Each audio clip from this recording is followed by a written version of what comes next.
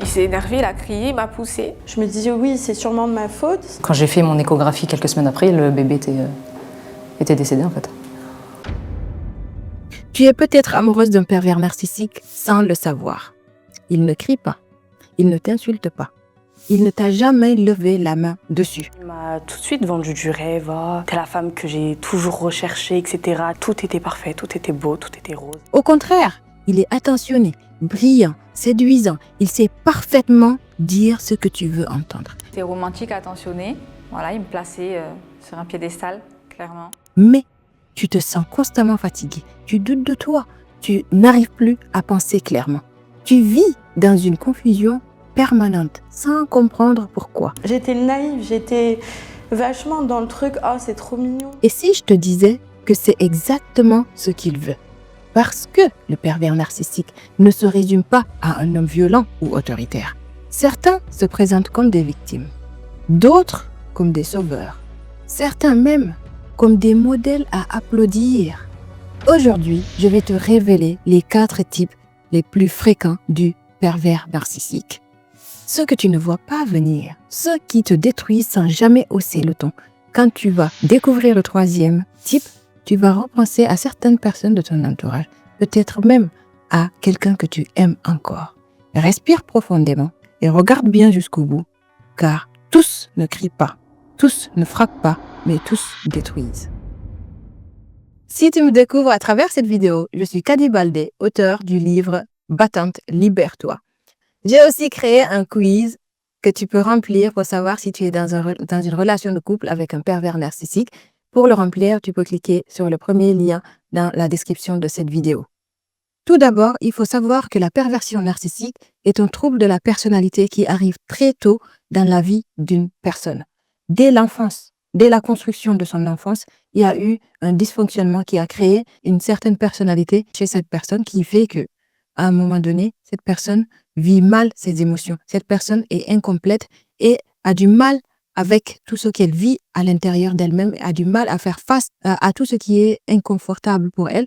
Et elle a besoin de montrer une certaine puissance pour compenser cette faiblesse. Le trouble de la personnalité de perversion narcissique apparaît très tôt dans la construction d'un enfant. Et c'est un terme qui est le terme de pervers narcissique est très à la mode aujourd'hui et même utilisé de façon assez courante. Dans mon cas, j'ai voulu vous en parler parce que j'ai été confrontée à ça et je l'ai vécu et je l'ai expérimenté. Et c'est un terme dont je me méfie beaucoup. C'est un terme qu'il ne faut pas utiliser à tout va. Mais je vais vous en parler parce que c'est un sujet réellement que j'ai eu à maîtriser, même si j'ai eu beaucoup de mal à l'accepter. Alors, même s'il est important de se méfier de l'utilisation du terme pervers narcissique, nous devons quand même reconnaître que c'est quelque chose qui existe et qui fait partie de nos vies. Et c'est pour ça que je vais vous donner les 4 types de pervers narcissiques. Le premier type, c'est le grandiose. Il adore être admiré. Il adore les compliments. Il aime qu'on soit à son chevet, à son service. Il déteste qu'on le contredise. En apparence charismatique, mais profondément égocentrique.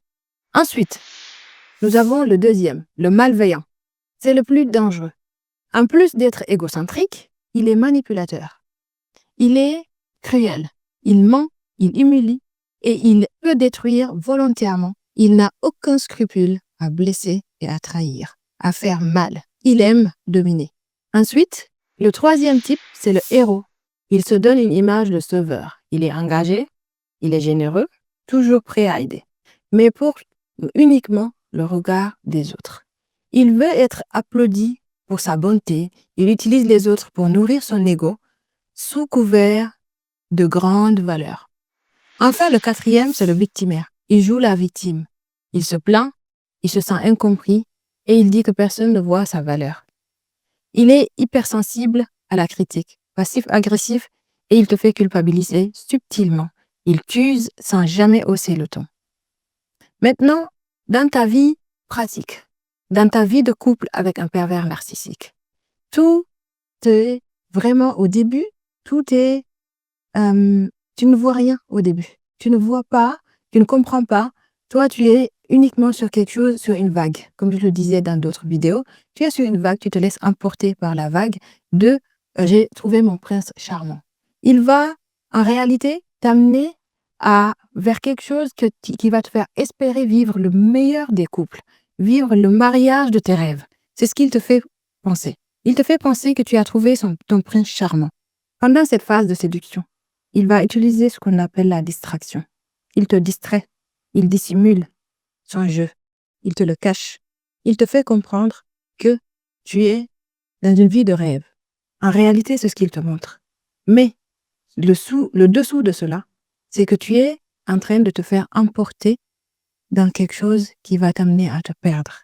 Parce que lui, il est en train de te cacher son jeu, son intention première. Son intention, elle est uniquement pour t'amener à quelque chose qui ne t'appartient plus, quelque chose que tu ne contrôles plus. Ça sera ta vie dans ses mains. Dans cette première phase, il utilise la distraction. Il te distrait. Il ne veut pas que tu vois là où il veut t'amener. Il t'amène vers ta perte. Il te séduit. Il te montre des choses qui, en réalité, sont totalement fausses. C'est-à-dire que il a besoin que tu penses que tu es dans une vie de rêve, que tu as rencontré ton prince charmant. Donc, en réalité, là, on est dans la phase de séduction, qui, justement, va être les prémices de la phase de destruction. Mais si, toi, dès le départ, tu te rends compte qu'il va te détruire, c'est sûr et certain que tu vas t'enfuir. Donc, il ne va pas accepter que tu vois son jeu. Il va utiliser les distractions, il va utiliser uniquement l'effet grandiose des choses pour que tu ne vois que ce qui est apparent. Et c'est comme ça qu'il va prendre plein de décisions, qu'il va t'amener à prendre des décisions de façon très, très, très rapide en réalité pour pouvoir sceller l'union entre vous, pour que vous vous installiez ensemble et que vous soyez ensemble et qu'il arrive à tout doucement t'éloigner de ce qui était ton quotidien, de ce qui était ta vie, et que vous alliez vers quelque chose qui vous amène à vous isoler progressivement et qui va lui donner la possibilité de te contrôler. Et dans cette vie commune va s'installer la phase de destruction, la phase de tension et destruction. Parce que de temps en temps, il va s'emporter. Comme on le disait, c'est quelqu'un qui ne s'aime pas réellement. C'est quelqu'un qui, au fond de lui, n'est pas totalement rempli. C'est quelqu'un de vide. Il ne sait pas ce que c'est de vivre naturellement les émotions, qu'elles soient agréables ou désagréables. Il ne sait pas gérer. Il ne sait pas gérer les émotions. Donc, ce qu'il va faire, c'est que de temps en temps, il va avoir besoin d'exploser. Et quand il explose, il va exploser sur toi. Parce que vous êtes esselé, parce que vous êtes isolé, parce que vous êtes que vous, et il a réussi à t'amener vers vraiment plus loin que tes repères. Et maintenant, dans cette partie-là, toi, tu vas toujours recevoir ces vagues de colère, ces vagues d'explosion auxquelles tu t'attends pas et qui vont t'amener à progressivement te perdre et ne plus savoir réellement où tu vas. Et ne plus savoir discerner et te dire, OK, là, il dit n'importe quoi. Là, je suis responsable. Donc, j'assume ma responsabilité. Par contre, quand ce n'est pas ma responsabilité, là, je lui rends sa responsabilité à lui.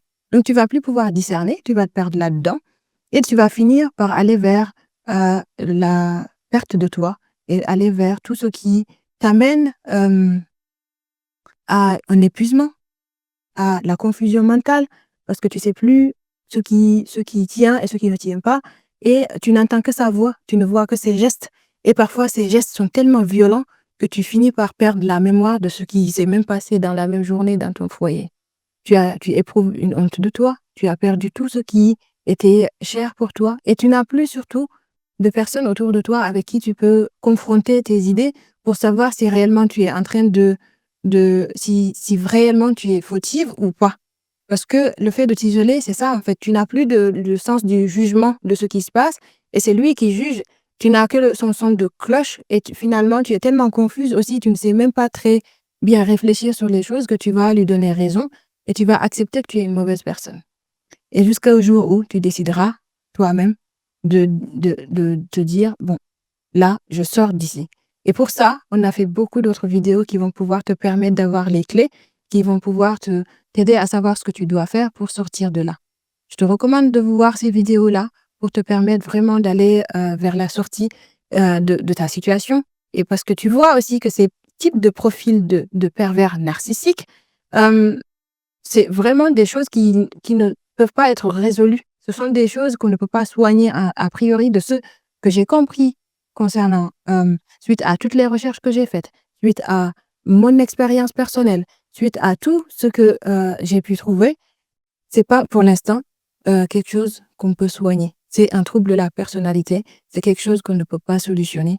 Et donc, la seule solution pour l'instant qu'on trouve à recommander à une victime, c'est de se sauver, c'est de partir de là. Et moi, mon engagement, c'est aussi de te donner les informations pour que tu saches comment reprendre finalement la baguette qui te permet de décider de ta vie, qui te permet d'aller vers ce qui est mieux pour toi. Et ça, c'est que toi qui peux le décider. Je le disais dans les autres vidéos, personne ne peut décider à ta place parce que personne ne sait ce que tu vis. Les choses qui se passent ne se passent que quand la porte de chez toi est fermée. Et donc, tu peux réellement analyser les informations et prendre les décisions que tu trouves bien pour toi. Merci de nous suivre. Merci de soutenir l'action qu'on fait. Merci surtout de faire ton chemin avec ce qu'on est en train de présenter.